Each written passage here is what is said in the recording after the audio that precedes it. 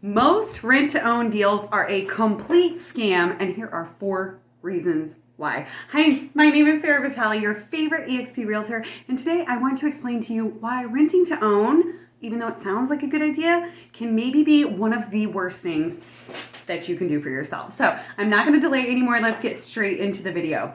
Okay, reason number 1 why rent to own is not a great idea is because you are absolutely, positively overpaying. That's right, you heard me. Say that you're going to get a mortgage for $400,000, right? Typically for that mortgage, say you'd pay $1,700 a month. Well, if you're going to do a rent to own option, which is a lease purchase, not a lease option. There is a difference. If you're curious about that, you can drop me a DM below and I can expand on that for you. But we are simply talking about lease purchase agreements today, or AKA rent to own. So in a typical rent to own agreement, you are going to make a deal with the owner of the home to do an off-market deal. So without going through a bank, and you are going to say, hello, Mr. Homeowner, I love your home.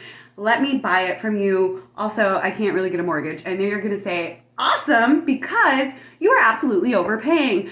Say that you have a $400,000 home and typically you would pay a $1,700 a month mortgage. In an instance in this, you would probably pay maybe $2,000 a month. And you're thinking, well, that's great, because if I pay $2,000 a month, that means $300 every single month is going to go towards the payment of the home. Wrong. You are typically going to be paying that extra $300 and they are going to take a purchase amount out of it just for simply you having the option for rent to own. So at the end of the day, you're maybe only paying $200 to take off of the sales price of your home, which after a year, that leads up to $2,400, which is not a lot, which leads me right into the second reason why renting to own ain't it. And that is simply because you can very possibly get locked into a price that does not make sense. So when you have a rent to own deal, the lease purchase agreement, what you are doing is you are saying at X amount of time in the future, 1 to 5 years typically, in the future, we are going to get a traditional mortgage, and the money that I pay you that we work out for this deal, you're going to take that off of the purchase price. Wonderful.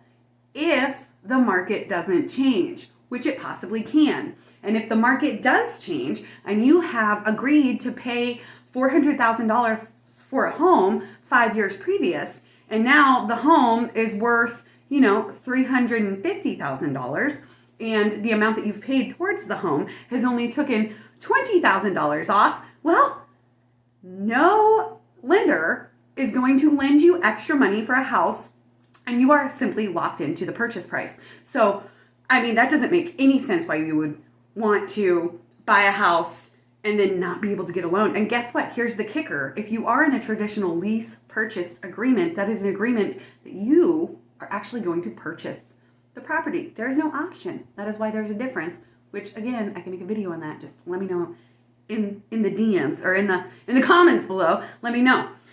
Reason number 3 is repairs, which, okay, we know if we're going to buy a house, we have to do the repairs ourselves. No big deal, right? Except for the sneaky, icky terms, which are typically you must make repairs in X amount of time or we're getting out of this agreement.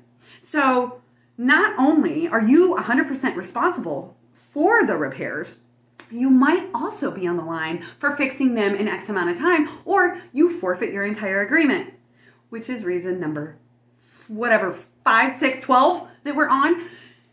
If you are in a lease purchase agreement, these are usually predatory lending practices.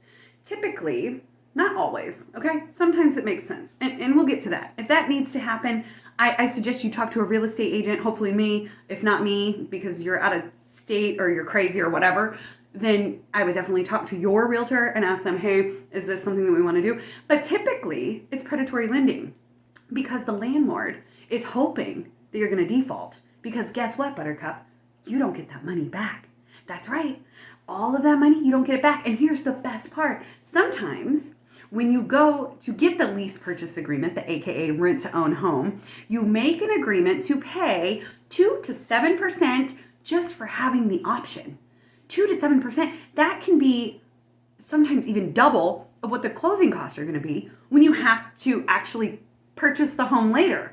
So not only are you paying to live there every month, you're giving them extra money to live there every month that may or may not go towards the principal of the home for the price of the home. You are also paying just to have the option in the beginning, as well as if you default for any reason, all of that money is forfeited.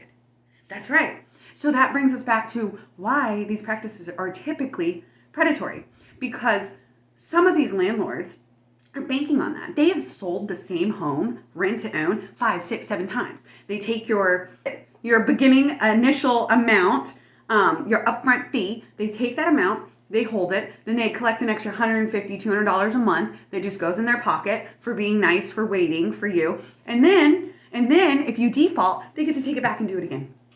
So, in my humble opinion, we should always consider trying to get traditional lending first. If you cannot, there are other ways to do it. There are some really amazing programs out there now. The one way that I say that you could probably do this, there is a service like Divvy. That's the only one that I can think of off the top of my head.